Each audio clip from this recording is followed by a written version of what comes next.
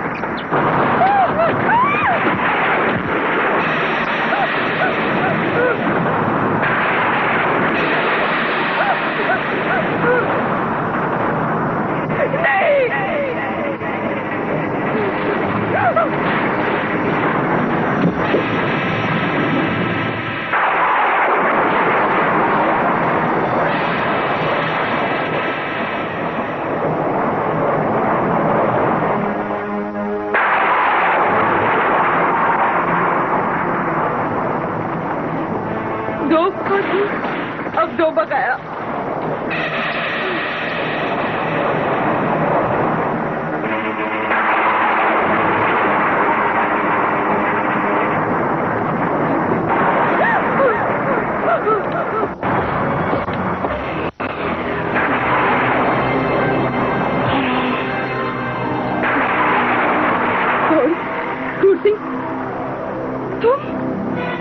सुल्ताना की लाश। हाँ क्रूर सिंह, सुल्ताना की लाश की नुमाइश इस बात की चेतावनी है कि तारा अब तुम्हारी बारी है। क्रूर सिंह, अब हमें जल्द से जल्द अपनी हिफाजत का कुछ बंदोबस्त करना होगा।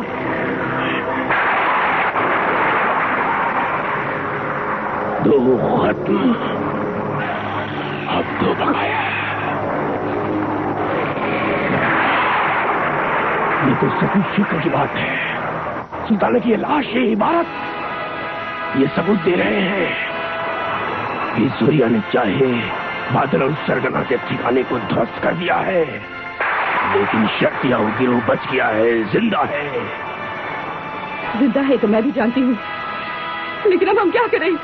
ओहो तारा, घबराने से बात बिगड़ती है, बनती नहीं।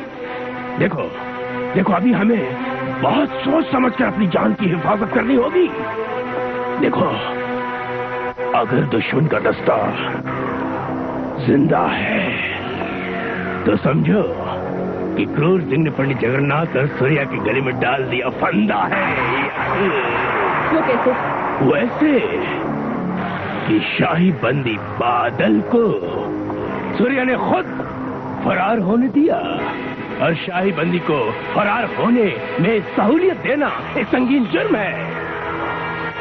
और अब इस संगीन जुर्म की इत्तला महाराज को देने की धमकी के नाम पर मैं पंडित जगन्नाथ और सूर्या को सबक सिखा दूंगा। और तब क्या करोगे? तब देखना, इस जुर्म से बचने के लिए महाराज के लौटने से पहले पंडित जगन्नाथ और सूर्या खुद उस दुश्मन को खत्म कर देंगे।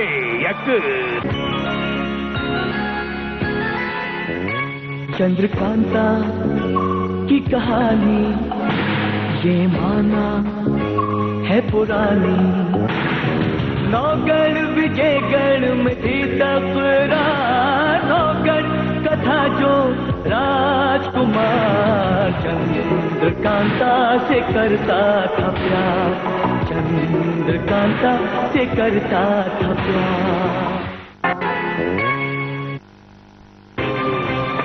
सूर्या, बादल के फरार होने का जुआ खेलकर तुमने एक ऐसा अपराध किया है जिसे महाराज कभी माफ नहीं करेंगे। इसका मुझे खुद अफसोस है पंडित जी, लेकिन मुझे यकीन था कि वो दिशा संकेत यंत्र के जरिए मैं सारी जानकारी हासिल करके बादल और उसके गिरोह को खत्म कर सकूंगा। लेकिन ऐसा नहीं हुआ ना।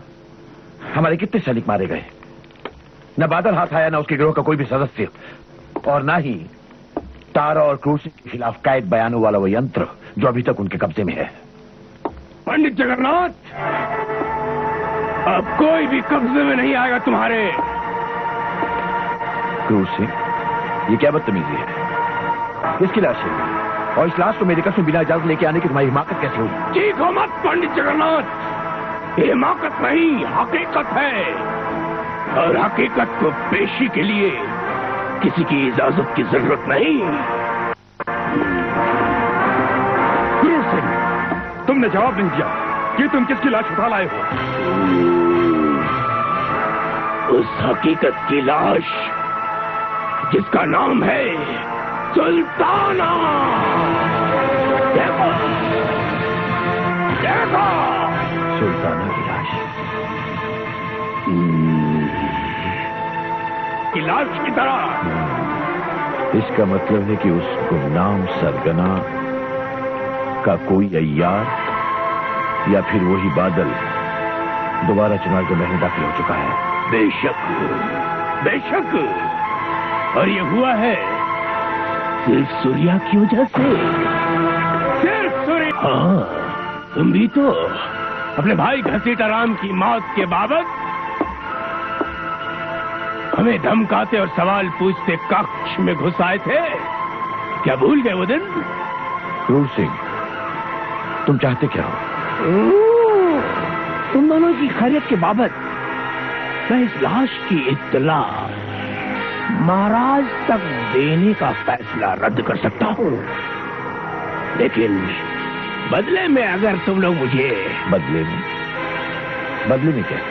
बदले में दुश्मनों के गिरोह से तारा की जान बचाने का जिम्मा तुम दोनों को उठाना पड़ेगा।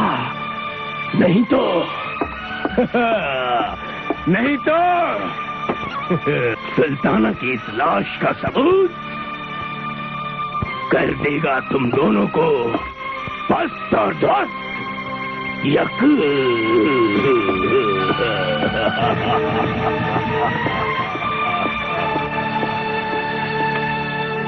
बादल की रिहाई की खबर इसे मिली कहां से? इस खबर का यह शैतान जरूर फायदा उठाएगा।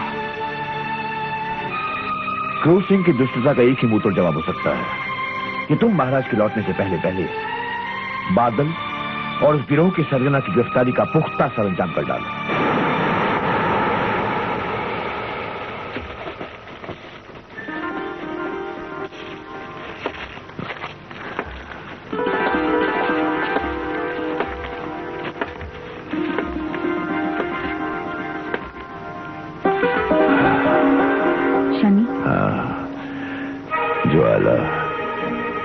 अब तुम्हारे चेहरे पर ये चिलमन कैसी? ये चिलमन तो मेरे वजूद का एक जरूरी हिस्सा है शनि। जरूरी हिस्सा? हाँ शनि, लेकिन तुम मेरा चेहरा देखने के लिए इतने उतावले क्यों हो? ज्वाला, बादलों में छिपे चांद को देखने के लिए कौन उतावला नहीं होगा, कौन नहीं होगा? हाँ हटा दो इस पर्दे को। अभी नहीं शनि, जब वक्त आएगा तो मैं खुद इस नकाब को हटा दूंगी। वो वक्त कब आएगा ज्वाला?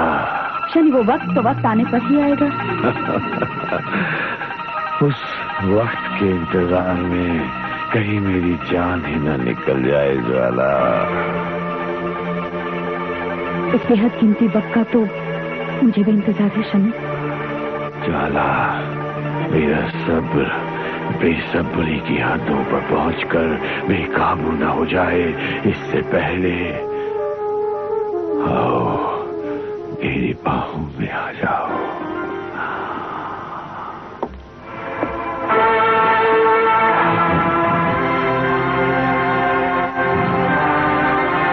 ज्वाला, माफ करना मैं गलत वक्त पर आ गया, पर मैं तुम्हें सिर्फ ये खबर देने आया था कि काम मुकम्मल हो गया है।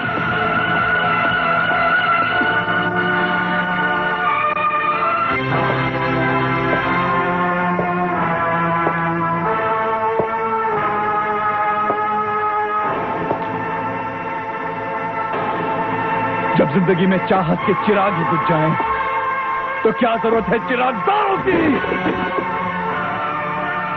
ये चिराग रोशनी नहीं देते, जलाते हैं। जब चाहत की दुनिया लुट जाए तो कोई भी दौलत उन्हें राहत नहीं देती, नहीं देती राहत। जब जज्बातों के महकते जिंदा फूल कागज के बेखुशबू फूलों में तब्दील हो जाए, तब क्या फायदा इन फूलों का? क्या फायदा?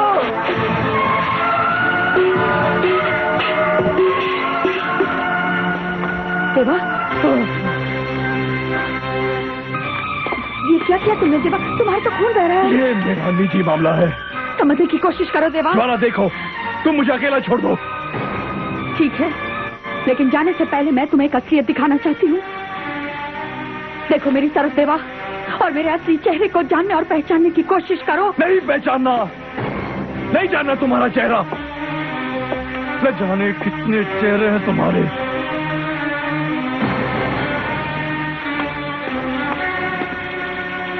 कितना खून बह रहा है।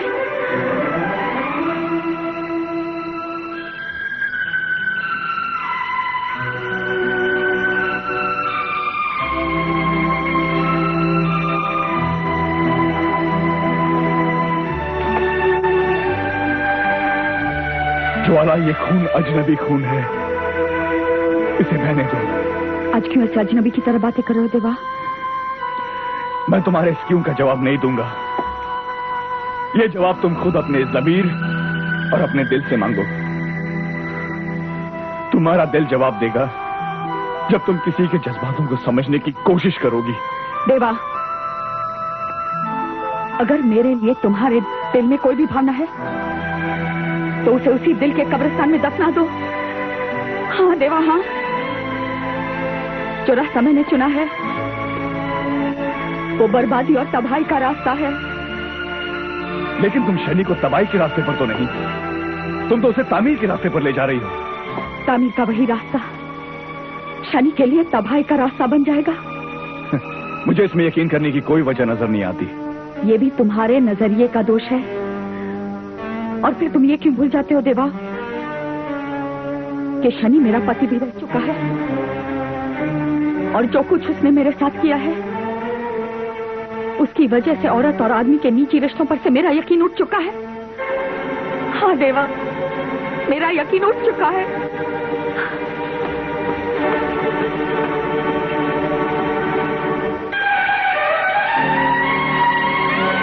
देवा ने बार बार मेरी हिफाजत के लिए अपनी जिंदगी दांव पर लगाई है। एक बार नहीं, कितनी बार लगातार उसने मेरी खातिर खतरे उठाए हैं।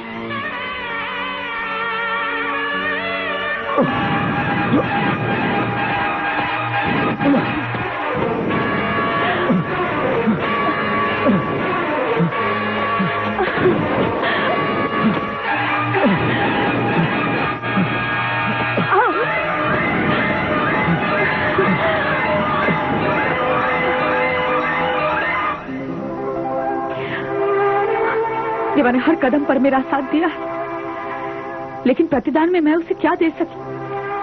कुछ भी तो नहीं। और आज मुझे शनि के करीब देखकर देवा हसद का शिकार हो गया। नहीं, चाहत और भावनाओं के इस भंवर से देवा को निकालना ही होगा। चाहत के जिस चक्रव्यूह में देवा आबद्ध है, उसे तोड़ना ही होगा। इसी में उसकी भलाई है।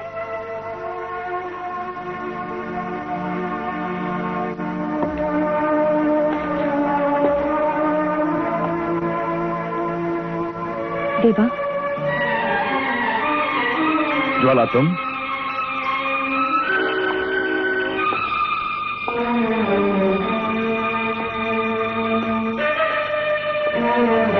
देवा,